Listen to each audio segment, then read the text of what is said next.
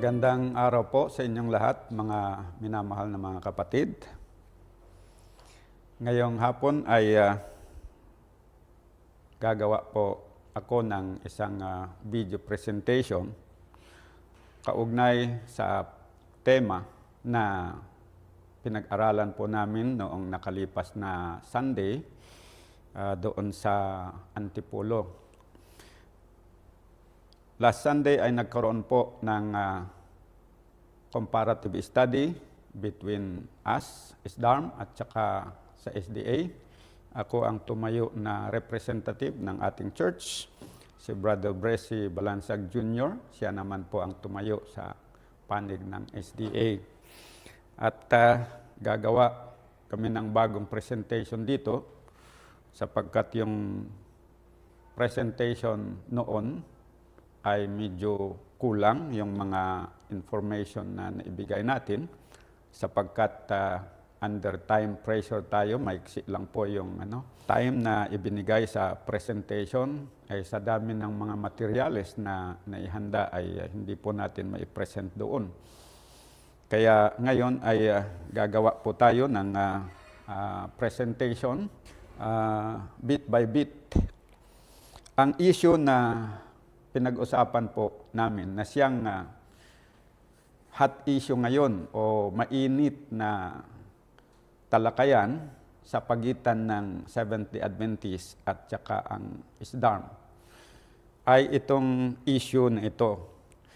Yan po ang issue ngayon na trending doon sa na-upload doon sa video nung nakalipas na Sunday ay sari-sari ang reaction ng mga nanonood both from the side of SDA at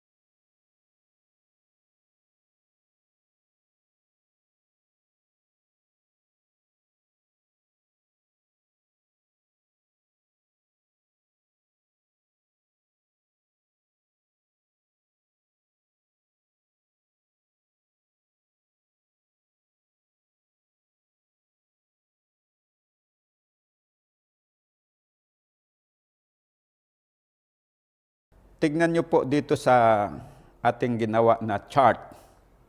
Dito sa chart po natin ay merong timeline na naibagay doon. From 1844 to 1914, yun po yung period, nandyan po ang Seventh-day Adventist. Yung Seventh-day Adventist po dyan, yan ang tunay na iglesia ng Diyos. Okay, so no question about that. Dahil at that time, iisa lang po ang Seventh-day Adventist Church Organization. Wala na pong iba. Kaya sabi ni Sister White, there is only one church standing before the Word na talagang masasabi natin na keeping the commandments of God and have the testimony of Jesus. Wala pong iba dahil lahat po ng mga denominations sa mga outside of Adventism, they are not commandment keepers. Mga Sunday keepers sila, hindi nila iginagalang yung Sabbath. Although they also pretend to or claim to be commandment keepers. Kaya lang they try to keep the 9 commandments of God, pero merong isa na reject nila, which is the Sabbath. Yung iba naman is nireject nila yung second commandment against worship of images. Tinanggal nila yon niretain naman nila yung Sabbath commandment, kaya lang pinalitan nila yung interpretation na sa halip na yung seventh day Sabbath, which is Saturday, ginawa nila na Sunday. So, of all the denominations during this period, there is only one commandment-keeping church, and that is the Seventh-day Adventist Church. Okay.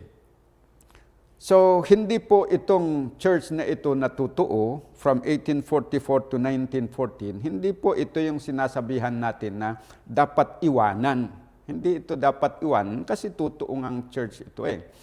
Okay, kaya nga yung issue is, kailangan pa ba na ang member na nagre-reforma ay lumabas sa kasalukuyang SDA Church? Pag sinabi pong kasalukuyang SDA Church, we are referring to the SDA Church from 1914 to the present. Okay? Hindi po yung SDA Church from 1844 to 1914. Bakit po natin sinasabi na dapat lumabas dito sa kasalukuyang SDA Church na ito? Dahil from 1914 to 1918, ay nagkaroon po ng split dito po sa SDA Church. Dahil doon sa war. Ngayon, ayon sa history, 98% ang nagpasya na lumabag doon sa prinsipyo ng Seventh-day Adventist Church, which is the commandments of God and the faith of Jesus. Yun po. And fortunately, meron 2% naman na nanatili na tapat doon. Kaya sinasabi po natin na yung 98% na lumabag, ibig sabihin sila po yung tumalikod doon sa katotohanan. Okay. At yun naman pong 2% na SDA rin na siyang nagiging ISDARM, hanggang ngayon, mula noong 1925, nakilala na po sila sa pangalan na ISDARM. Sila po yung remnant at that time na nanatili doon sa pagsunod sa kautusan ng Diyos. Dahil ang characteristics po ng remnant is, sabi ng Biblia, here are the patience of the saints. Here are they that keep the commandments of God and the faith of Jesus.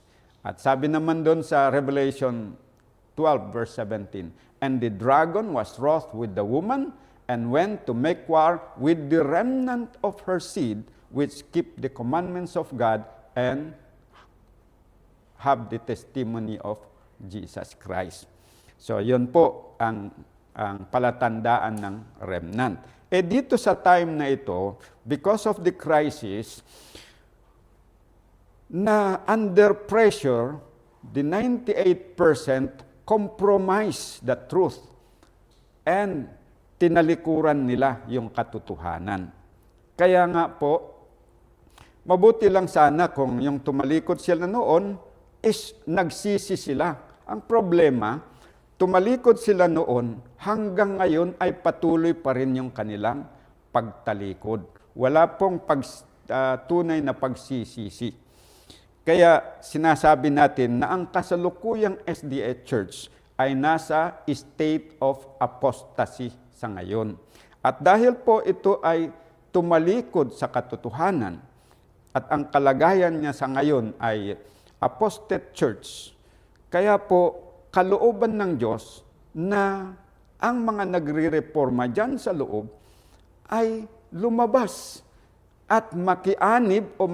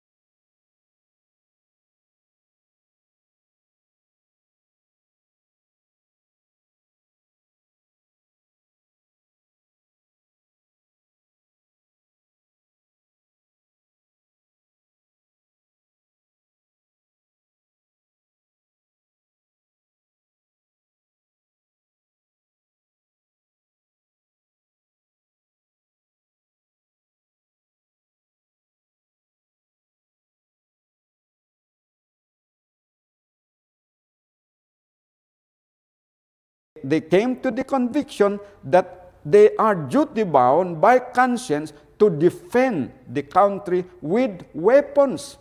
Pag sinabing with weapons, hindi yung wooden gun o kaya toy gun, kundi talagang yung real weapon na magagamit para pumatay ng tao. Yun po ang ibig sabihin nun. At hindi lang during ordinary days, but even on Saturdays. Okay. Yan po ang historical reality na nagkaroon po ng split among the SDAs. Okay. So yung split na yon nagsimula doon sa maliit na bansa, doon sa sa German Union. Okay? Doon po nagsimula yung split. Pero hindi lang po yan isolated na event because bagamat nagsimula doon sa maliit, but it resulted to a split in the global SDA Church. Kaya kung titignan niyo po doon yung dito yung sa chart natin, it cut through, beginning doon sa Germany, naapektuhan po yung ibang mga unions. Kasi doon sa Germany, at that time, meron palang 4 na unions doon. Last Sunday, sabi ni Brother Balansag na 3 unions, pero nung review ko yung document, meron palang 4 na unions at that time doon ng SDA. At doon nagkaroon ng split, 98% and 2%. Pero yung influence nila, yung effect nila, dahil sa nangyari doon, nangyari din doon sa ibang mga unions, katulad ng Danube Union, doon sa Russia, included na rin po yun. Okay? Hanggang po doon sa iba. Kasi yung nangyari yun, yung mga SDAs around the world, they take sides.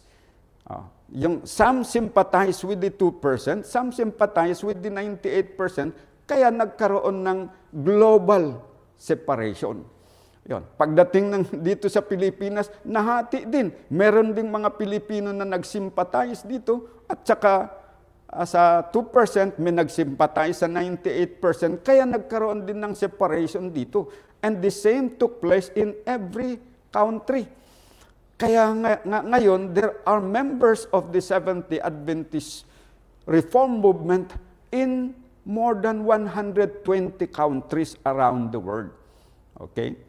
And most of them came from the Seventh-day Adventist Church. Although not limited doon. Marami ding galing sa ibang mga sekta ang umanib dito sa Reform.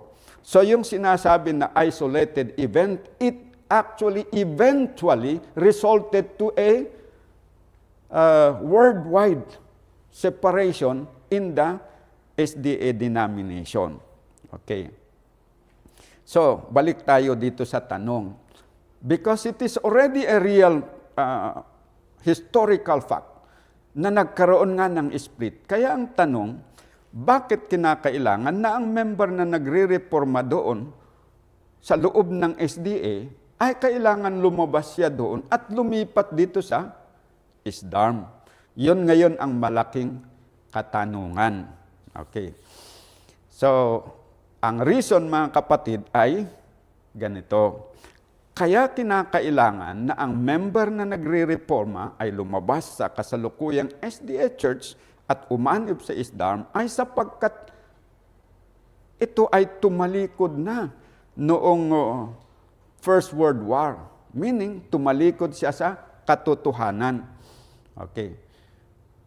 Pero merong remnant na natira at yon yung nagiging ISDARM. At dahil kalooban ng Diyos na yung mga tapat na nagre-reforma sa tumalikod na iglesia ay kinakailangang lalabas at umanib doon sa kapwa nila na nagre-reforma. So, yun ang dahilan na kailangang lumabas dahil yon ang kalooban ng Panginoon. Kung hindi kalooban ng Panginoon yung paglabas, ay hindi tayo dapat na lumabas.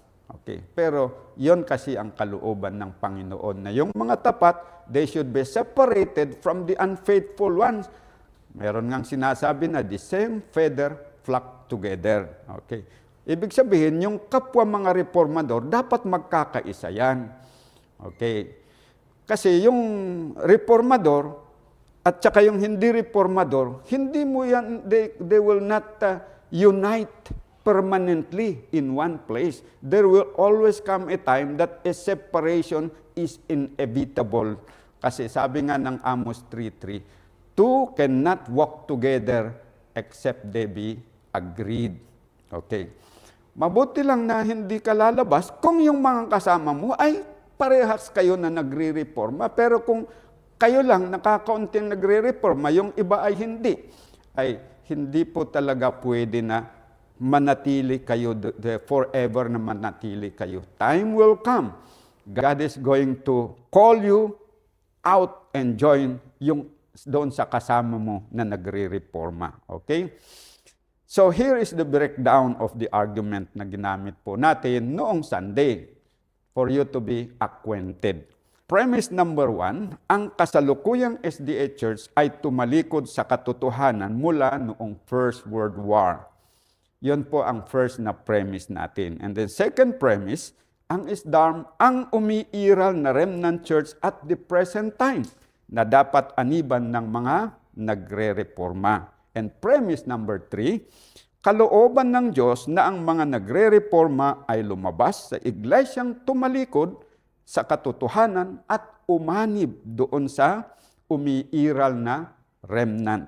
Therefore, ang conclusion, which is the inevitable and the most logical conclusion is, kinakailangan na ang member na nagre-reforma ay lumabas sa kasalukuyang SDA Church on the ground na ito ay tumalikod doon sa katotohanan at umanib sa SDARM sapagkat ito yung remnant church na nanatili sa katotohanan. Ang tanong ganito, totoo ba ang premise na ang kasalukuyang SDA Church ay tumalikod sa katotohanan mula noong First World War? Kinakailangan na we should be settled on this issue. Kasi kung hindi tumalikod, there is no reason na umalis ka doon. Kasi kung hindi tumalikod ang SDA, meaning the presence of God is still there. Kasi tapat, God's presence is in the church for as long as they are faithful to Him in keeping His commandments. The only time na justified ang paglabas sa church ay kapag ang iglesia ay tumalikod na sa katotohanan. Because once na ang church ay tumalikod sa katotohanan, the presence of God will not remain in the church. Ang Panginoon, aalis din siya. Iiwanan niya yung church na tumalikod sa Kanya. Yan po ang prinsipyo ng 2 Chronicles 15 verse 1. Sabi ng Panginoon, kung kayo ay manatili sa akin, ako ay sumasa inyo. Pero kung kayo ay tumalikod, tatalikuran ko rin kayo. Yan po yung prinsipyo kasi doon. So, ang tanong, may mga katotohanan ba na tinalikuran ng kasalukuyang SDA Church noong First World War? Okay, kasi hindi naman tayo po basta-basta maniwala sa claim without evidence.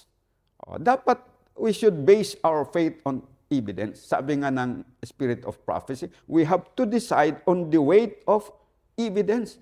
Kahit may evidence pero mahina, hindi sapat, ay hindi dapat paniwalaan. Pero kung ang evidence ay mabigat, dapat paniwalaan talaga yun. So, meron bang mabigat na reason o patutuo na talagang tumalikod nga ang SDA doon sa katotohanan? Okay. Unang katotohanan na tinalikuran ng kasalukuyang SDA Church. Number 1, ang mga Seventh-day Adventist na bayan ng Diyos ay hindi pwedeng sumali sa digmaan. Yan po ang isang establisadong katotohanan na ibinigay ng Diyos sa kanyang bayan na Seventh-day Adventist noong ito ay maitatag as an organized church noong 1863. Okay. Evidence na ganyan talaga yung na-establish na doktrina. Dito sa Testimonies Volume 1, page 361, sabi ng mensahero ng Panginoon, I was shown that God's people who are His peculiar treasure cannot engage in this perplexing war, for it is opposed to every principle of their faith. So, nandyan po yan. So, ang tanong, ito bang aral ng Diyos na huwag sumali sa war ay valid lamang sa American Civil War at hindi ito aplikado sa ibang mga wars? Kaya ko tinatanong ito at gusto kong itanong din sa inyo, sapagkat meron akong naririnig na sinasabi na yung ito daw na instruction na ito na mula sa Panginoon ay parang valid lang doon sa American Civil War. Kasi yung dinescribe kasi daw ito na this perplexing war. Para bang very unique daw yun kasi. Kaya mag-apply ito na hindi dapat sumali dito sa gira nito because this is a very unique kind of war, unlike any other wars. Kaya itong instruction, iniisip nila, it is only valid para dito sa war na ito. Pero sa ibang wars, parang pinapalabas nila na hindi na applicable. Meaning, hindi tayo sumali dito sa perplexing war, pero sa other wars, dapat sumali tayo. Yon yung logic nila doon. Something which is not in the mind of the writer, which is Sister White, based doon sa kanyang pinakita sa kanya.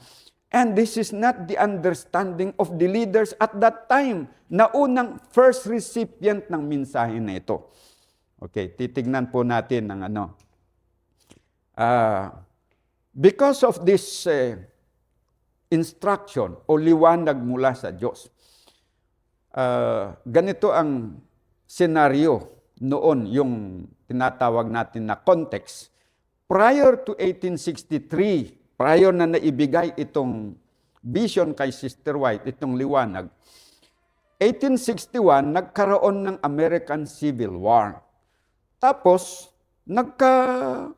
dahil baguhan yung mga Seventh-day Adventists, they don't know what attitude, what position they are going to take.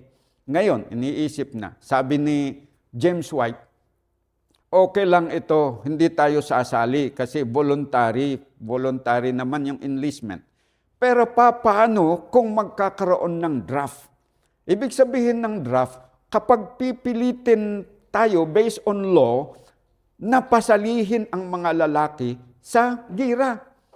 Pag nagiging meron ng batas to force citizens to join the army, anong gagawin natin? Sasama ba tayo o hindi? Pag voluntary, hindi tayo mag-voluntary.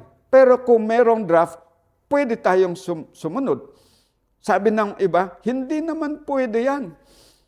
Dapat hindi talaga tayo sumali dahil we will be violating the law of God. Sabi ni James White, kung ang gobyerno ang magpipilit sa atin, sasama tayo, we will not be responsible. Ang mag-assume ng responsibility, yung government na pumilit sa atin. Yan yung kanyang argument. Okay. Pero yung ibang mga leading brethren, hindi sang-ayon. Tapos merong isa na leader na nag-advise. Manalangin tayo. Habang wala pang draft, let us pray and ask God for light. Kasi hindi natin alam eh. And fortunately, sinagot ng Panginoon yung panalangin nila.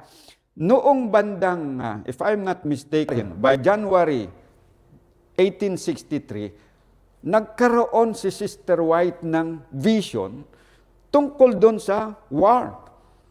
At isinulat niya, Testimonies number 9. Ang title is The Rebellion.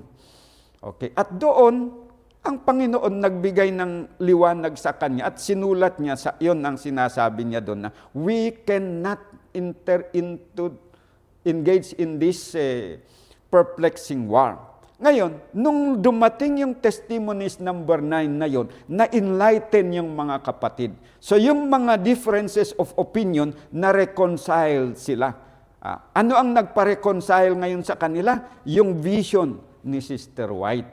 So, that vision attracts them to be united in one stand. So, on the following year, 1864, ito na yung pinagkaisahan nila na stand. Sumulat ngayon yung committee ng General Conference doon sa governor ng Michigan, si Austin Blair.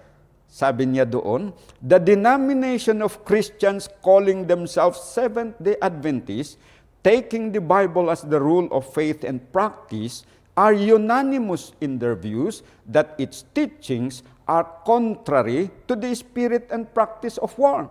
Hence, they have ever been conscientiously opposed to bearing arms. Ayun, na-publish yan sa Review and Herald magazine, na-publish din sa aklat na Seventh-day Adventists in Time of War, authored by Elder Wilcox. Siya yung long-time editor of the Review and Herald. Okay. So, ngayon, the following year, nagkaroon ng GC session, GC delegation session, and they discussed the matter, and they came up to a unified resolution, stating like this: resolved that while we thus cheerfully render to Caesar the things which the Scriptures show to be his, we are compelled to decline all participations in acts of war and bloodshed, as being inconsistent with the duties enjoined upon us by our divine Master toward our enemies and toward all mankind. So yun po, talagang opposed sila sa participation. Take note of the word. Compelled to decline all participation in acts of war and bloodshed. Okay.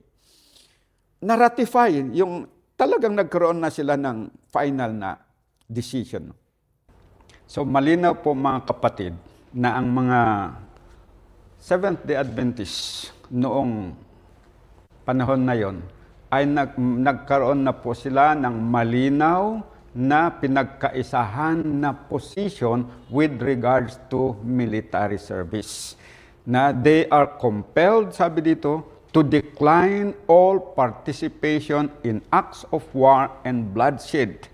Ang masaklap mga kapatid ay ang katotohanan na after 70 years na pinaninindigan nila ito, pinanghahawakan nila itong katotohanan na ito, ipinaglalaban nila. Dumating ang panahon na nagkaroon ng pagbabago ng leadership. Okay? Yung dating mga leaders noon, nagkaroon ng panibagong mga leaders noong panahon ng First World War. At ang mga leaders ng Seventh-day Adventists during this time were not as strong na katulad ng mga leaders noon. Kaya ang nangyari, they compromise the principle. Yan po ang masaklap na nangyari. So, meaning, pag sinabi kong they compromise, they lead the church na tumalikod. Sila ang nanguna sa iglesia upang tumalikod doon sa katotohanan na ito na kanilang pinanghahawakan na dati. Ito po ang ebidensya. Noong pumutok ang gira doon sa yung First World War, bandang September, kung hindi po ako nagkakamali, September 1914.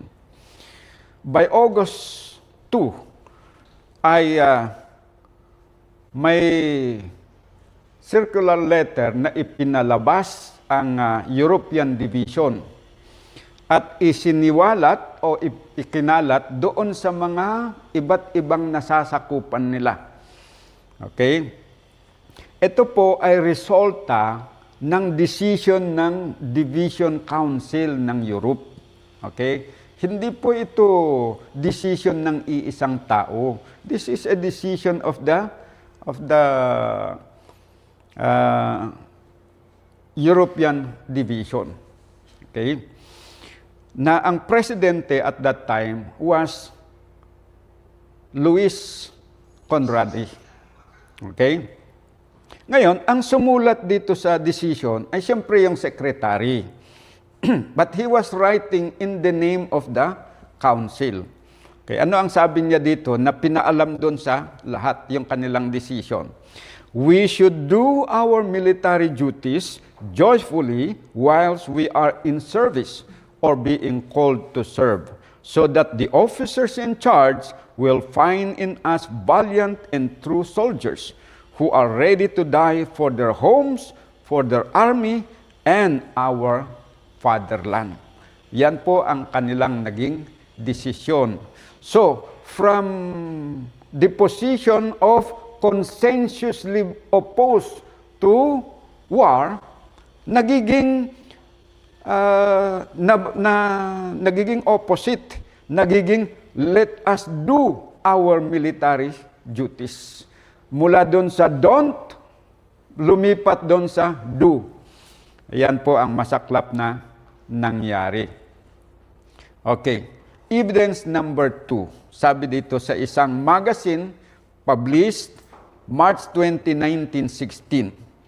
Ito naman ay hindi sa hindi sa division, sa German Union.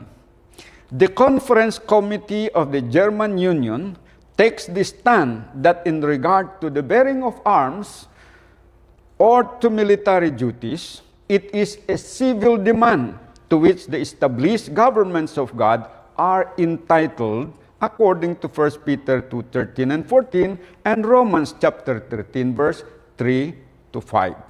This stand was also taken by the General Conference Committee in November 1915 while in session. Okay.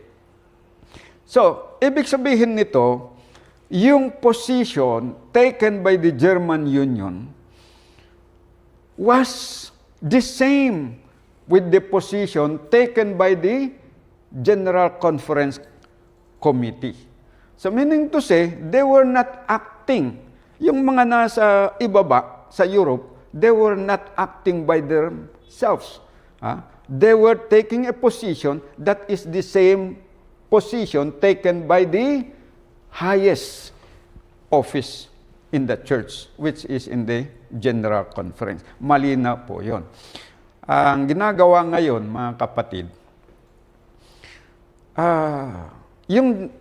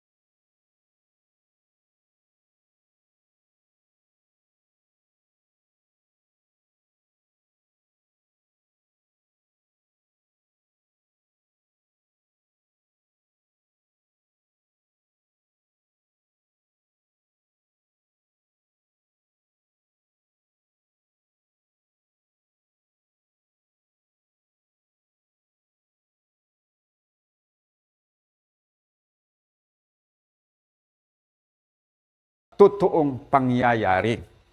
Kaya later on, siguro sa susunod, kasi yun ang ginagamit.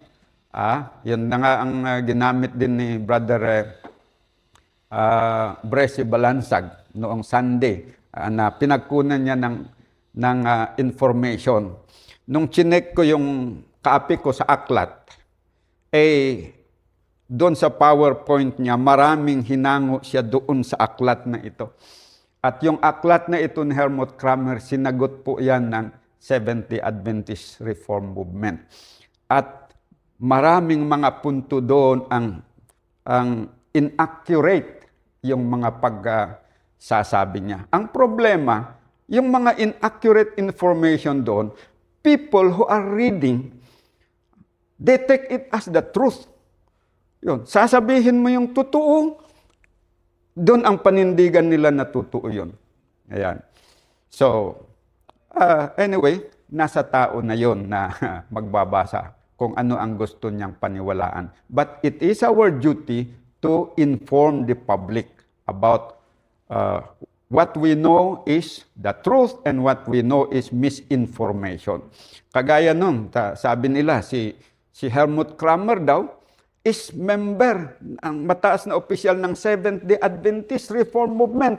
Dahil yung aklat doon is Seventh-day Adventist Reform Movement. Not knowing na si Helmut Kramer was never a member of the Reform Movement. Totoo na yung father niya was a member, ex-member of Islam, pero siya mismo was never a member of the Seventh-day Adventist Reform Movement. And yet, people now believe na he was a minister of the Seventh-day Adventist Reform Movement. Yan po ang mga katotohanan na kung minsan, kahit mali, pinapaniwalaan ng tao. Okay. Evidence number 4, okay, na meron talagang involvement ang General Conference. Resolution of the Lower Rhine Conference. Ito naman ay naganap nung nagkaroon ng meeting on February 2 to 5. Okay? At present naman dito ay si Conradi pa rin. Dito sa session na ito, nandyan pa rin si Conradi kasi siya na nga yung higher officer nila. So he must be present. Tapos nandun si Schubert, nandun si Oblander, nandun si Priswitz, nandun si Bax. Okay, 5 sila galing doon sa European Division. Okay. So, mangyari siguro ito ay member of the Council ng European Division. Magkakasama silang 5. Pagkatapos ngayon lumalabas yung story na yung mga member ng GC Council hindi naman yan sumang-ayon kay Conradi. Pero sila nagkakasama doon, nagbibisita. Ito ang resulta. In the matter of military service and the bearing of arms, we, the delegates to the Lower Rhineland Conference, are in complete accord with the biblical viewpoint as held by our leaders. We consider this a civil matter that God established government have a right to require, as is stated in 1 Peter 2:13 and 14, and Romans 13 verse 4 and 5. Upon inquiry by the leading brethren from our country, okay, bago sila nag-decide, nag-inquire muna sila doon sa leading brethren from the Union and the General Conference. I mean from the Division and the General Conference. Okay? The General Conference at the November 1915 Fall Council stated that it gave complete freedom to the various countries of the world to adapt themselves to those particular civil laws in the future as in the past. Sasabihin ng representative ng SDA, sasabi na, si Brother Peter, ang mga ginagamit niya na mga references, puro publication ng taga-Europe. Dapat ang basahin niya yung publication ng General Conference. Alin ba ang mas dapat paniwalaan sa totoong nangyari? Yung mga tao na sumulat based doon sa actual na nakita nilang pangyayari. Sila yun ang dapat paniwalaan. Sabi pa, huwag tayong mag-rely doon sa newspaper article. Paano ka hindi maniwala sa newspaper article na yung mga writers ng newspaper at that time na present na nakakakita, they are writing as the event is transpiring. Pagkatapos, gusto nila na maniwala tayo doon sa mga aklat na sinulat ng mga authors na hindi naman present during that time.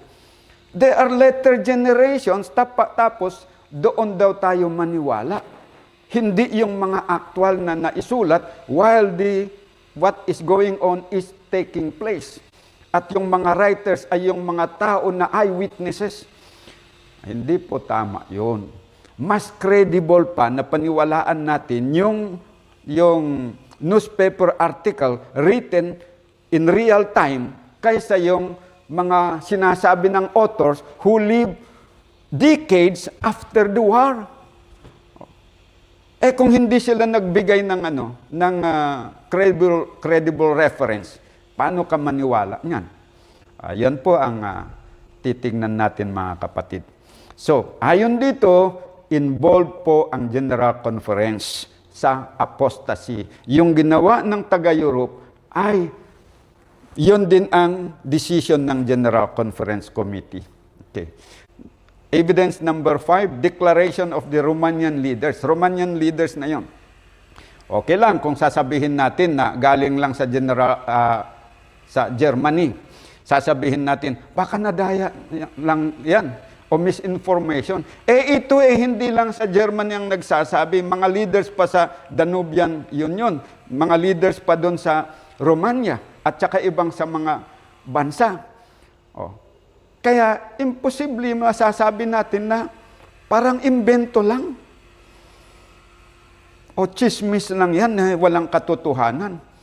Okay? Hindi po reasonable yung ganun na mga argumento. That is just trying to neutralize the effect of the truth.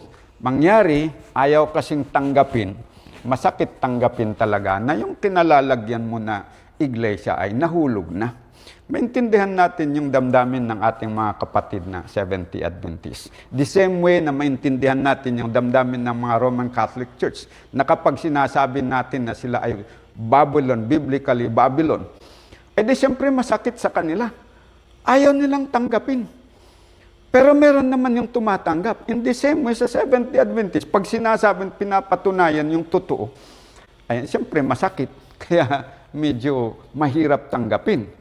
Pero ang tunay na reformador, they are ready to receive the truth in whatever guise it may be presented. Masakit man yan o hindi, kung talagang truth seeker, open-minded, gusto na magbigay ng glorification sa Panginoon, ay they are humble enough to accept the truth based on evidence.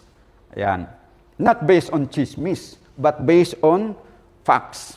Yan po. Kaya tayo, dapat mag-fact check tayo doon sa mga pinapakinggan natin. Sabi dito, yung Romanian Seventh-day Adventist, the same din yan This same stand was also taken by the General Conference Committee during their meeting of November 1915. So, in this matter, the different countries in the world have complete liberty of their own to continue meeting these legal requirements as they have done until now. Bakit?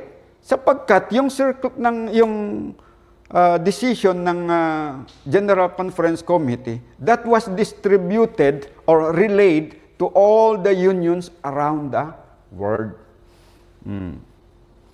Okay. Kaya, batay dito sa 5 evidences. You can verify. Yung evidence na ibine-present namin yun, mabigat na 5 patutuo na talagang tumalikod ang Seventh-day Adventist sa katotohanan. Okay? Ano yung katotohanan na tinalikuran nila? na ang bayan ng Diyos na Seventh-day Adventist ay hindi dapat sumali sa gira. Okay. Ikalawang katotohanan na tinalikuran ng kasalukuyang Seventh-day Adventist. Ang pagpatay in time of war is a violation of the Sixth Commandments. Okay. Pangalawa yan. Pangatlo, doing military service on the Sabbath is a violation of the Fourth Commandment. Okay. Yan ang official na tayo, official na doktrina ng Seventh-day Adventist nung ito ay maitatag noong 1863. Okay. Ito ang patunay na talagang established doctrine ng Seventh-day Adventist ito. Evidence number 1, resolution of the General Conference Delegation in 1867. Hindi resolution ng committee ito, yung General Conference Delegation.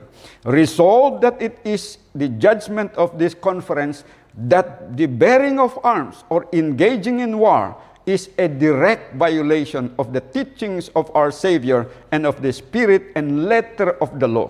Yet we deem our duty to yield respect to civil rulers and obedience to all such laws as do not conflict with the Word of God. In the carrying out of this principle, we render tribute, custom, service, and others to the government. So yun po yung sinasabi na violation of the law of God, yung pagsama sa gira. Dahil pag sumama ka sa gira, papatay ka. Kung sasama ka sa gira, you will violate the Sabbath. Dahil hindi ka bibigyan ng rest day. Halimbawa, talagang bakbakan na yon.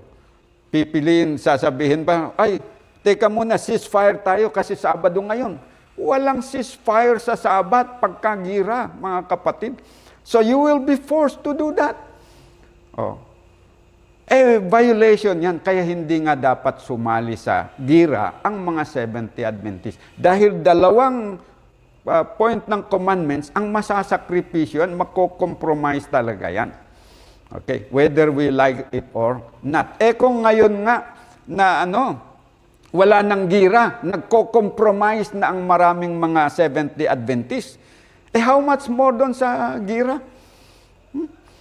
Kaya hindi talaga dapat na payagan ang mga Seventh-day Adventist na sumali sa gira. Pero sumama pa rin sila sa gira noong First World War. Tapos nagpublish pa sila noong 1865, March 7, sa Review and Herald. Nagpublish sila ng article, Why Seventh-day Adventists Cannot Engage in War. Tapos nagbigay sila ng 8 reasons, biblical reasons, mga kapatid, why Seventh-day Adventists cannot engage in war. One is because you will be violating the Sixth Commandment. 2 is because you will be violating the Fourth Commandments. And so on, yung love your enemies, you will be violating that. Tapos yung sabi ni Kristo na, pag sinampal ka dito, pasampal mo yung kabila, you will be violating that. Tapos yung love your enemies, you will be violating yan. How can you love your enemies kapag ka pinapatay mo naman? Kaya ang daming mababiolate na principle ng Panginoon pag sumali ka sa gira. Yun ang dahilan na ang mga Seventh-day Adventists ay pinagbabawalan ng Panginoon na sumali sa gira. Okay. So, itong katotohanan na ito na ibinigay ng Panginoon sa Seventh-day Adventists na sila ay hindi dapat na sumali sa gira sapagkat ang pagpatay sa panahon ng gira ay violation of the Sixth Commandments at ang pagsali sa gira ay sa time of war ay violation of the Fourth Commandment. Etong dalawang katotohanan na ito ay tinalikuran ng Seventh-day Adventists noong First World War. Ano ang ebidensya na ito ay tinalikuran ng Seventh-day Adventists? Okay. Ito po. Noong First World War, nag-publish ang Seventh-day Adventists ng isang aklat at doon ay inihayag nila ang dahilan kung bakit gina-justify nila yung pagsali nila sa gira. Sapagkat 98%, sabi doon, sa kanila ay sumama sa gira. And only 2% remain faithful to the principles. Ngayon, to justify their action, they change the doctrine. Tinalikuran nila yung dating doktrina na yon at binago nila. Okay, ano ang sabi nila dito? In all that we have said, we have shown that the Bible, first, that taking part in war is not a transgression of the 6 commandments. So tandaan nyo yan ha, yung katotohanan na dati nilang pinanghahawakan, violation of the 6th commandment ang sumali sa gira dahil kung pumatay ka doon, ay magkakasala ka. Pero ngayon, sabi nila, taking part in war is not a transgression of the 6th commandment. Pumatay ka man ng ilang tao, that is not a violation of the 4th commandment. Dahil time of war. Sabi pa nila, kapag in time of peace, kasalanan ang pumatay.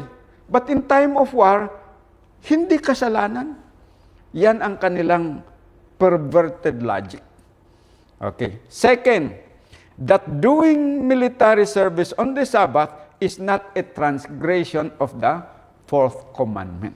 So ito ngayon, ang ginawa nila na doktrina, na kung sumali ka sa gira, sa araw ng Sabat, you are not violating the 4th commandment. Malinaw na itong doktrina na bago na ito, na inadapt ng Seventh-day Adventist during the First World War, is a cover-up of their transgression of the law of God. Ito ang mali na ginawa nila. Instead of just admitting their guilt and ask God for forgiveness dahil sumali sila sa gira, they should have asked forgiveness from God. Sorry, Panginoon, sapagkat nakapatay kami ng tao at saka nakabiolate kami ng 4th commandment. Patawarin niyo po sana kami. At ngayon, tapos na yung gira, I hope na tulungan niyo kami, na palakasin niyo kami para kung meron pang pagkakataon uli, pag meron pang another war, hindi sana namin mauulit ito. Pero sa halip na ganun ang isipin nila, i-confess nila yung kasalanan at magsisi at magbago, ay they try to justify their guilt, their transgression, by saying that taking part in war is not a transgression of the 6 commandments, and doing military service on the Sabbath is not a transgression of the 4th commandment. That is the worst decision that they have done. Paano sila mapapatawad sa ganito na attitude? Okay. So, as a result of that mentality, that mindset na hindi daw transgression of the 4th commandment and 6th commandment ang going to war, ito ang kanilang ginawa. Sumulat sila doon sa Ministry of War sa Germany at ganito ang kanilang sinabi na stand nila. Sabi nila, since of times our point of view concerning our duty towards the government, also our position in general military duty, sabi nila, and especially since our refusal to serve in times of peace on Saturday is regarded as fanatical. Therefore, I take the liberty, Your Excellency, to present to you the following. The principles of the German Seventh-day Adventists. Ito, sa Germany naman ito. Especially just now in the present war situation.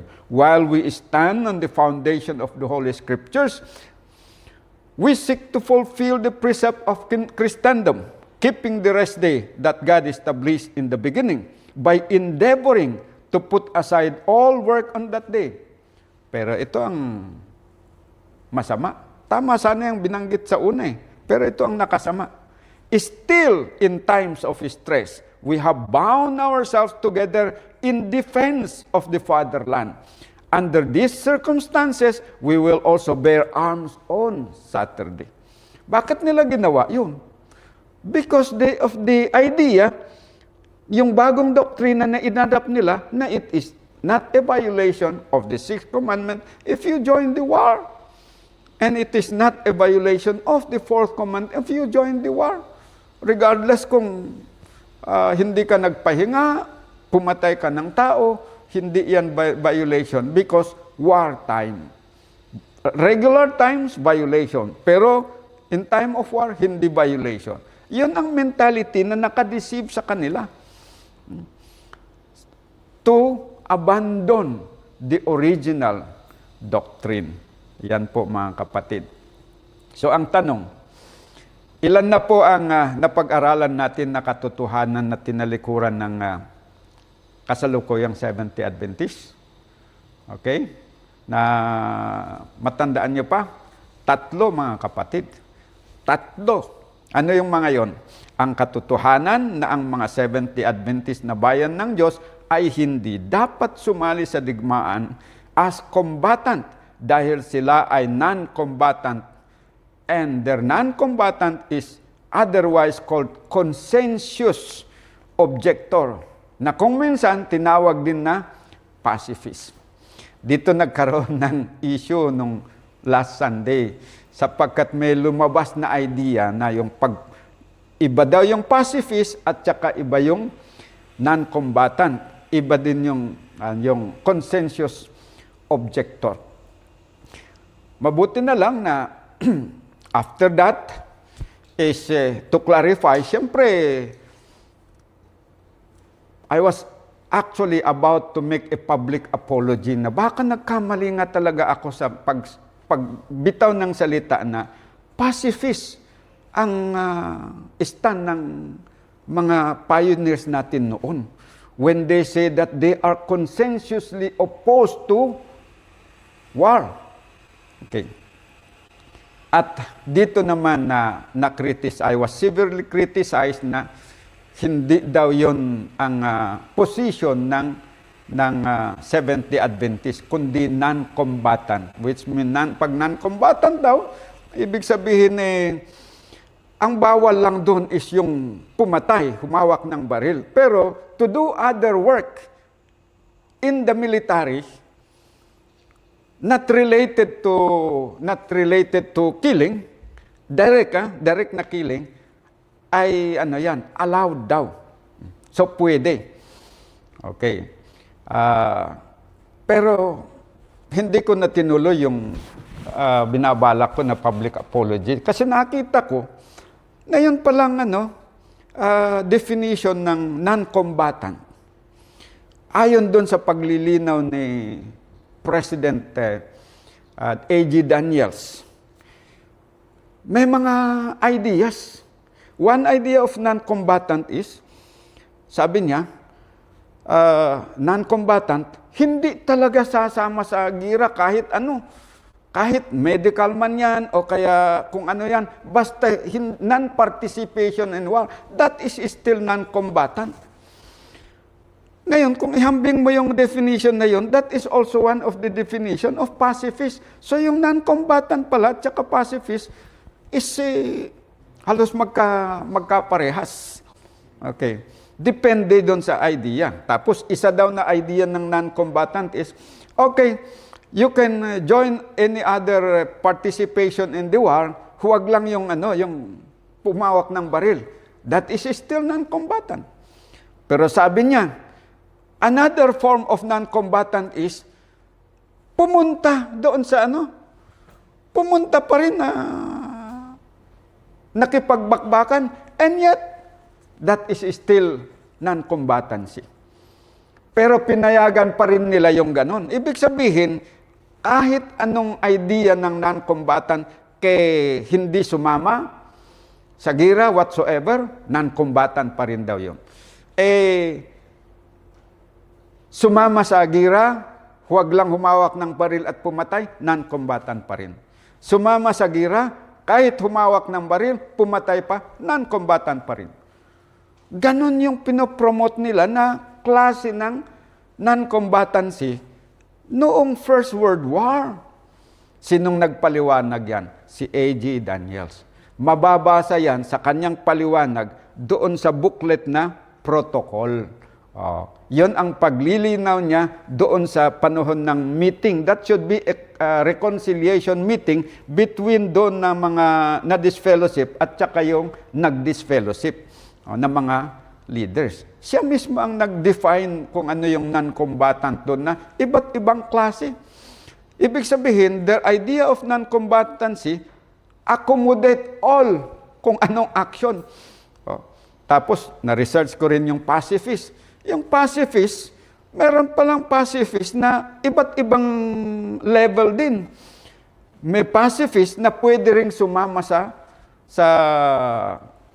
other form of activities. Pacifist pa rin yan. Kagaya ng driver ka, cook ka, o kaya nandun ka sa hospital, pwede pa rin na you will fall under the classification of pacifist. Kasi yung pacifist, different level pala yun. Kagaya din ng non-combatant, different level pa rin yun. So almost similar. Pero yung criticism sa akin noon is parang sinasabi na isa lang kasi yung idea na choice na binigay in offer. Pagka-pacifist daw, hindi pwedeng sumali sa gira. Hindi, kaya akala ko na mali yata ako sa ano doon. Kasi sabi niya, pwede naman daw na sumali sa medical work. Okay, so much for that. Okay, number 2, ang katotohanan na ang pagpatay in times of war is violation of the 6th commandment. Number 3, ang paggawa ng military service on the Sabbath is a violation of the 4th commandment. Itong tatlo nito, tinalikuran po yan ng Seventh-day Adventists during the First World War. Pero, mga kapatid, hindi lang ito. Tatlo lang itong na-discuss ko. There is still more.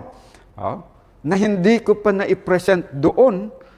At yan ay ipe-present natin sa other na video. Pero, bago tayo magtatapos ganito, merong katanungan. Di ba ang rason nila is, kaya sila sumama doon sa gira, dahil sinusunod daw naman nila ang 1 Peter 3 verse 13 and 14, at saka Romans chapter 13 verse 4 and 5, na dapat daw sumunod doon sa mga alituntunin ng mga namumuno sa gobyerno. Batas naman daw yun ng Diyos. So kung sumunod sila doon, nagkasala ba sila? Sumunod naman sila doon sa instruction na yun. Ito ang paglilinaw sa katotohanan na ibinigay ng Diyos sa Seventh-day Adventist. Sabi ng Patriarchs and Prophets, page 719. May panahon na pag sumunod ka sa alituntunin ng gobyerno na hindi kasalanan, may panahon na pag sumunod ka ay kasalanan. So, kailan na hindi kasalanan at kailan kasalanan? Ito, David's power had been given him by God, but to be exercised only in harmony with the divine law. Okay. So, yung authority ng civil servants, yung mga nasa civil government, kagaya ni David, and other government outside Israel, yung power na binigay sa kanila is from God, but their power to legislate, sabi dito, they should exercise that power only in harmony with divine law. So pag nag-legislate sila, gumawa sila ng batas in harmony with the divine law, pag sumunod kayo, walang kasalanan doon because it is in harmony with the law of God. When He commanded that which was contrary to the law of God, it became sin to obey. So, kailan magiging sin to obey yung utos o ordinansa ng mga namumuno? Kapag yung kanilang ordinances, yung kanilang mga batas na pinupundar, ay labag doon sa kautusan ng Diyos. Pag sinunod mo yon, magkakasala ka. Yan, mga kapatid. The powers that be are ordained of God, but we are not to obey them contrary to God's law. Yan po, mga kapatid, ang malinaw. Okay. Kaya hindi dapat talagang sumama sa gira ang mga Sabatista. Mali yung paggamit nila dito sa talata. Okay. Kaya totoo ang premise na na-establish natin na ang kasalukuyang SDA Church ay tumalikod sa katotohanan mula noong panahon ng First World War. Dahil meron silang tatlo na katotohanan na tinalikuran. At hanggang ngayon, tinatalikuran pa rin nila yun. Hindi sila nagsisisi. Yan po. I'm not referring to individual members. I'm referring to the system, to the organization as a whole. Hindi ko sinasabi na kayo ng mga Seventh-day Adventists ay individually guilty doon. You are just a victim of being a member of a system na ganyan ang tayo. Kaya dapat mag-isip-isip din kayo mga minamahal na mga kapatid sa Seventh-day Adventists. Kagaya ng payo natin sa Katoliko. Sabihin, ang babait ng mga Katoliko, ang problema is sila ay nasa loob ng isang sistema na bulok. Sistema na hindi sumusunod sa kautusan ng Diyos, sa kalooban ng Diyos. Kaya kahit napakabait sila, they are in a wrong place. Kaya dapat they should realize that not because they are bad people, pero they are only good people staying in a bad system. Ganon din ang maraming mga Seventh-day Adventist members ngayon. They may be good people, but they are in a bad system. A system that is promoting transgression of the law of God. Okay. Hulog yan, kaya Kaya meron ding isang objection na dapat natin malaman. Kasi parang pinapalabas noong Sunday ng ating mahal na kaibigan, si Brother Bressy, na yung mga Seventh-day Adventists sa panahon na yun, hindi sila nagkasala, hindi sila nakipagbakbakan actually. They were there to save lives. Pumunta sila doon to save lives, not to kill. At saka yung iba, ang hawak nilang baril ay kahoy, hindi actual na baril. Yun ang mga masasabi natin palusot. Kaya ang tanong, actual ba talaga na ang mga SDA ay nakipagdigmaan ng patayan noong First World War, nung sila ay pumunta sa gira? Ito ang katotohanan. Ito ang patutuo ni L.H. Christian sa kanyang sulat para kay Professor Kern, dated April 24, 1934. Okay? Ito ay resulta ng kanyang masusing pag-aaral doon sa 4 volumes of magazines. 4 volumes na na-compile na magazines na naisulat during those period. Ngayon, binasa niya ng masinsinan. At ito ang conclusion niya. Sabi niya, I had gone through again all the 4 volumes of Science Wachter for the war. Though I had read much of them before, I was really astonished this time as I studied them carefully to see how much was written in favor of war and in justification of our soldiers who served on the Sabbath and who were out in actual fighting. Ano daw? Yung mga soldiers na Seventh-day Adventists na naging sundalo, they served on Sabbath and they were out in actual fighting. They were not out to serve life. They are there to kill life. Yan ang sinasabi niya based doon sa actual record of the pangyayari, mga kapatid. So, hindi namin ito sinasabi. Sila ang nagsasabi. Sino ba si L.H. Christian na ito? I-research niyo yan. Isang mataas na opisyal ng General Conference noon. Okay? Ito pa. Ito naman ay sinulat ni Michael Platt. Isang thesis. Thesis na ang pamagat ay The History of the Advent Movement in Germany.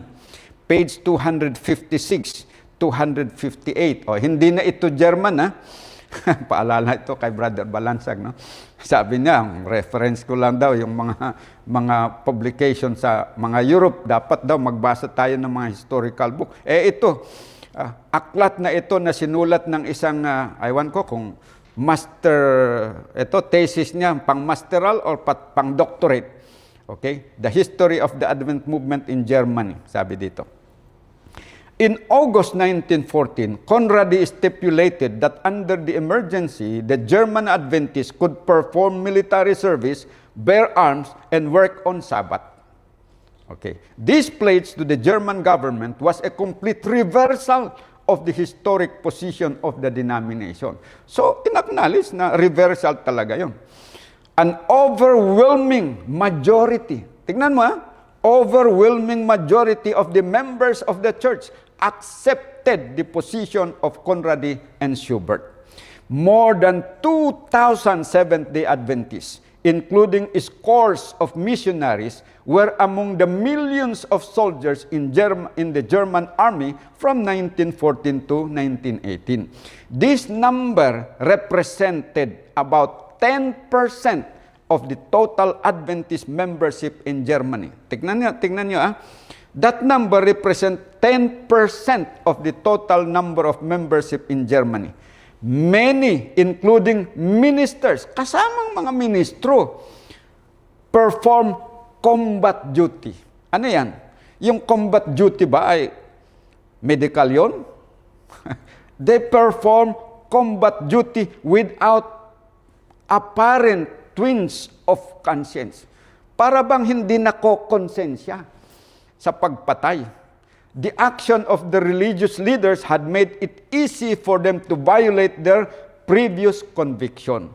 Etong mga members na ito, dahil sa nakikita nila na action ng mga leaders nila, yun ang nag-neutralize sa kanilang conviction na ayaw sana, pero nagiging bold sila na pumatay, lumabag dahil sa impluensya ng mga leaders. Yan po ang mahirap. Yan po ang masamang nangyari doon. Eto pa, 1914, nag-report na yung secretary ng European Division, si Geidel. Nag-report na kay W.C. White. Ang sulat niya is dated August 16, 1914. Nag-report na siya, sinabi niya doon kung ano ang actual na situation doon. Sabi niya, here in Germany, about 2,000 of our brethren had to join the army. Among them, quite a number of conference presidents, ministers, and colporteurs.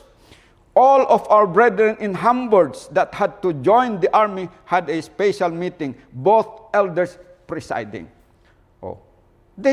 Talagang pumunta sila doon as combatants, not as medics, not to save lives, but to kill life.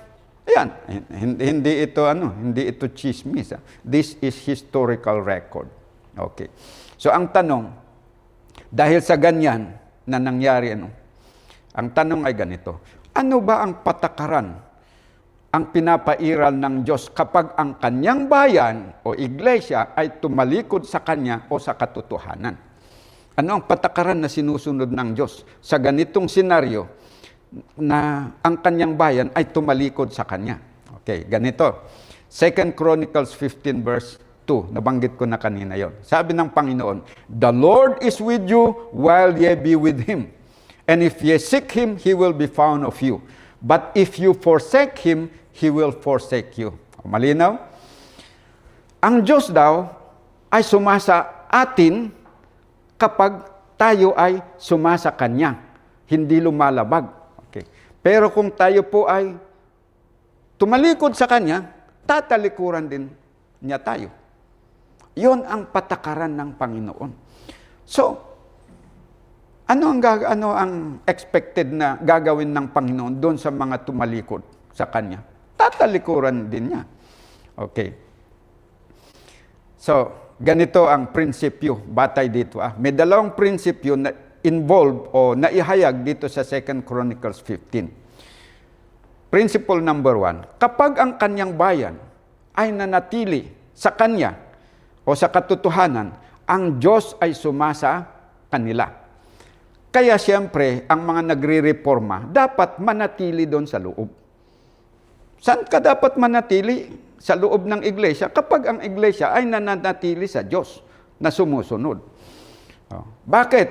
Sapagkat nandyan ang presensya ng Diyos. Okay. Next principle.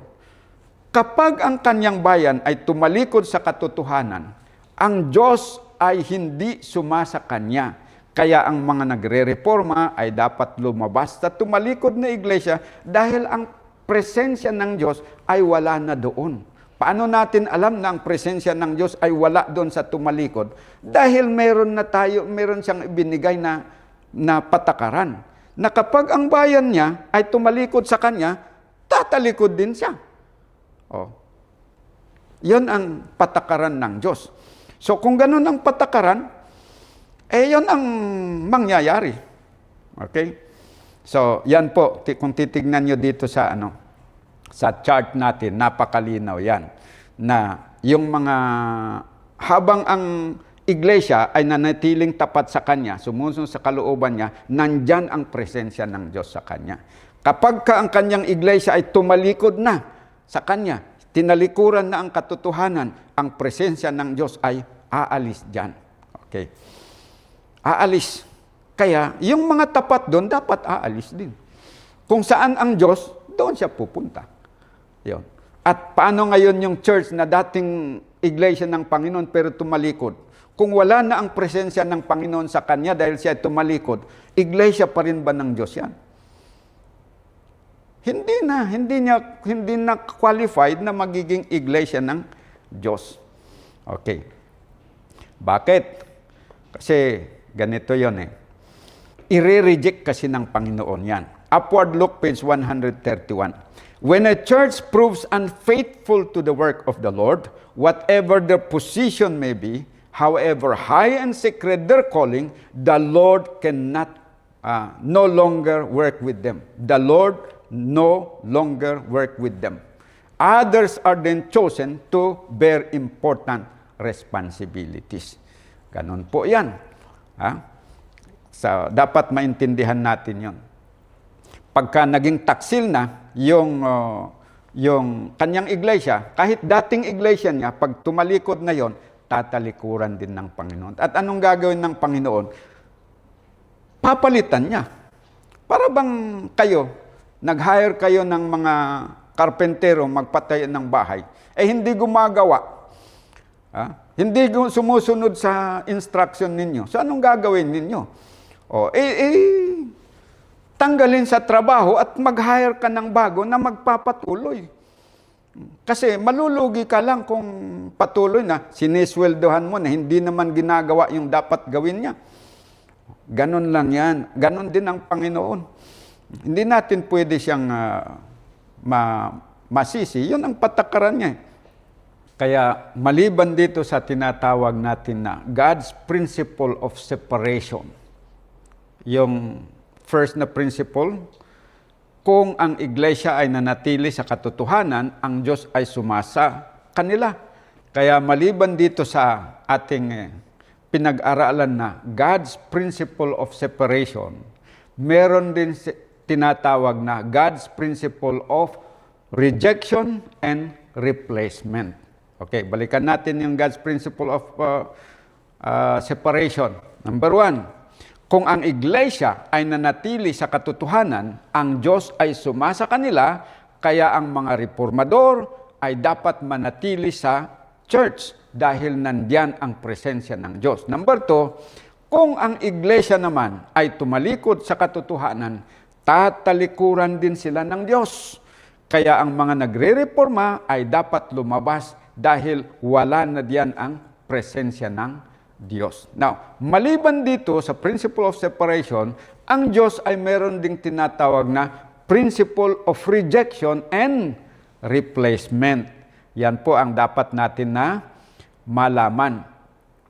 Ano naman po itong tinatawag na principle of rejection and replacement? Ito, number 1. The faithful are to replace those who are unfaithful. Okay? Ang bayan ng Diyos, kapag nagiging unfaithful na, yung majority, kinukuha niya ngayon yung minority na unfaithful para bilang replacement ng unfaithful majority. Ibig sabihin, yung unfaithful, nire-reject niya. Tapos, ito na lang ang inaalagaan niya, yung faithful. Ito naman ang gagawin niya at kikilalanin niya ang kanyang bayan. So, paghihiwalayin niya sila. Okay. Yung unfaithful, i-reject niya. Itong faithful, i-retain niya. Kapag kagaya ng empleyado na meron kang 100 na mga trabahante, may mga unfaithful, tanggalin mo yung unfaithful, itira mo yung faithful. At yun na lang ang kilalanin mo na iyong mga trabahante. So, ganun din ang Panginoon. Okay, saan natin mababasa yan na merong tinatawag na rejection and replacement? Eto, Selected Messages, Book 3, page 421, 422. The Lord will give His message to those who have walked in accordance with the light they have had, and will recognize them as true and faithful. Sino daw yung ire-recognize ng Panginoon as true and faithful? Sabi dito, those who have walked in accordance with the light they have had. Yung mga nasumpungan niya, nas lumalakad ayon sa liwanag na ibinigay ng Diyos sa kanila. Sila ang kikilalanin niya na true and faithful. Ngayon, kukunin niya itong true and faithful, ito ang gagawin niya na replacement doon ng mga unfaithful. Ituloy nating basahin. These men, itong mga faithful, will take the place of those who, having light and knowledge, have walked not in the way of the Lord, but in the imagination of their own unsanctified hearts. Okay, so halimbawa, ganito. Ang Panginoon ay merong 100 na mga member ng kanyang iglesia. Merong 80% na hindi lumalakad ayon sa liwanag. Anong tawag niya doon? Unfaithful.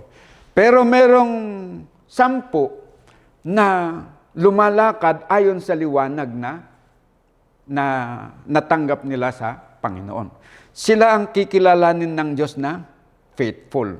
Sabi dito, He will recognize them as true and faithful. Ngayon, i-reject niya itong mga unfaithful at kukunin niya itong faithful as a replacement of them.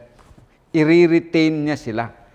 I-reject na yung unfaithful, ititira niya yung mga faithful at ito na lang ang alagaan niya na kilalanin niya na kanyang bayan. Yan po. So, tignan yung illustration doon. No? Halimbawa, malinaw doon. Yung blue, yan yung majority na unfaithful. Yung medyo light portion doon sa illustration, faithful minority ang tawag. I-reject ng Panginoon yung unfaithful majority, at saka yung faithful minority, yun na lang ang kanyang aalagaan, at yun na lang ang kilalanin niya ang kanyang bayan. Regardless kung halimbawa, na-reject sila, sila ang, dahil majority, sila ang mag-control doon sa organization. Yung organization na yon, wala na sa Panginoon. Hindi na kilalanin ng Panginoon na kanyang bayan. Kagaya lang sa time ni Christ. Yung mga Jewish church, yung mga unfaithful, sila yung nag-control sa organization. Si Kristo at mga alagad na minority na tapat, sila yung totoo, sila ngayon yung umalis doon sa organization. Pero sila ngayon yung kinilala at itinayo ni Kristo na kanyang tunay na iglesia. Hindi na niya kinilala yung organization na unfaithful na kanyang bayan. At ito nang maliit na grupo ang kanyang kikilalanin. Okay. Ganon po yung principle of rejection and replacement. Kaninong patakaran ito? Hindi ko patakaran ito. Hindi patakaran ng Islam. Ito ay patakaran ng Diyos. Okay. Saan natin mababasa na mayroon talagang actual na i-reject ng Panginoon na kanyang bayan? at may papalitan niya. Okay, ito. Upward look, page 131. When a church proves unfaithful to the work of the Lord, whatever their position may be, however high and sacred their calling, the Lord can no longer work with them. Others are then chosen to bear important responsibilities. Ayon. So, ayan. Merong rejection, may replacement. Ano ang i-reject? Yung mga unfaithful, yung mga tumalikod sa katotohanan. Ano ngayon ang kanyang alagaan na kanyang bayan to replace them? Yung mga faithful, yung mga sumusunod sa kanyang kautusan. Yan po ang patakaran ng Diyos. Okay. Ngayon, so pagka nagkahiwalay na yung faithful at saka unfaithful, saan ilalagay ngayon ni Kristo ang kanyang presensya? Okay, basahin natin ang 2 John chapter 1 verse 9. Whosoever transgresseth and abideth not in the doctrine of Christ hath not God. He that abideth in the doctrine of Christ, he hath both the Father and the Son. So, yung mga lumalabag sa katuusan ng Diyos, mawawala yung presensya ng Diyos sa kanila. Kahit sila pa yung majority, the presence of Christ cannot be with them kasi nga tumalikod sila. Pero itong mga nag-abide doon sa doktrina ng Panginoon, sumusunod, naniniwala, the presence of the Father and Christ will be with them. Yon ang napakalinaw. Okay. Ngayon, what will determine kung alin ang kikilalanin ng Diyos na kanyang bayan? Yon ang malaking katanungan. Okay. Basahin natin.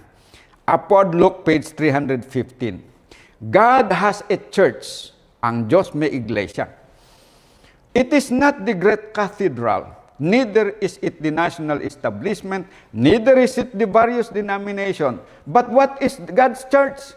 It is the people who love God and keep His commandments.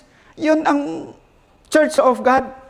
Maliit man sila o malaki, as long as they love God and keep His commandment, sila ang kikilalanin ng Diyos na kanyang bayan. Kahit pa natuligsayin sila ng marami, sabi ng marami, kami ang totoo, kami ang naniwala na nanatili sa organisasyon. Ito yung dating organisasyon ng Diyos. Kaya kami ang totoo kasi kami ang naniwala dito. Pero kung sila ay hindi sumusunod sa kautusan ng Diyos, tumalikod sila sa katotohanan, God will never acknowledge them as His church. Napakalinaw dito. Ano ang i-acknowledge niya na kanyang bayan? It is the people who love God and keep His commandment. That is God's church. Bakit? Sabi dito, where Christ is even among the humble few, this is Christ's church. For the presence of the high and holy one who inhabited eternity can alone constitute a church. So ano daw ang mag-constitute sa true church? Yung isang church, what will make that church Christ true church? The presence of Christ in that church makes that church the true church, whether ang member ay marami o kaunti. Yan ang iglesia ng Diyos. And what guarantees the presence of Christ in their midst? 2 John 2 verse 9, their obedience to the doctrine of Christ, their obedience to the law of God. Yan ang mag-guarantee na ang presence ng Panginoon. So kahit patatlo lang daw, kahit tatatlo lang,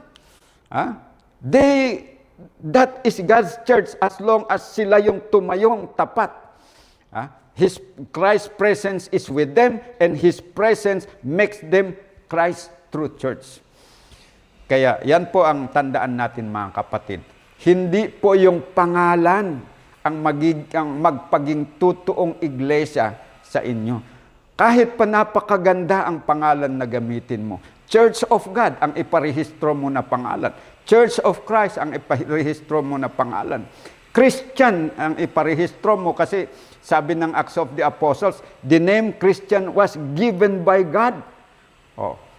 Kahit ang Seventh-day Adventist ang iparehistro mo, dahil yun ang name na ibinigay ng Panginoon, but that name will not make you the true church. Kahit napakaganda, useless ang pangalan kapag ang presence ng Panginoon ay wala dyan. But what guarantees the presence of God in a church that makes it a true church? It is their faith and keeping of the commandments. Pag tumalikod yan sa commandments, that is equivalent to pagtalikod sa Panginoon. Yan po ang dapat nating tandaan. Kaya yan po ang mensahe na nais kong ipaabot sa inyo. Kaya huwag po tayong maging kumpiyansa.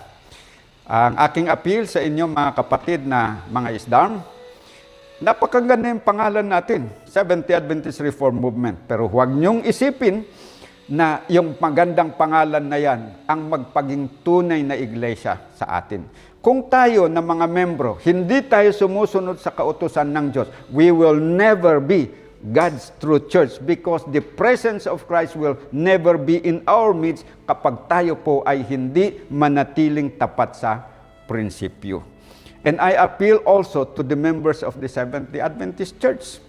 Don't think, even once, na kayo ang true church just because hawak-hawak nyo yung pangalan. Useless po yung pangalan na yon. Kahit na ilang beses nyo pang iparehistro yan.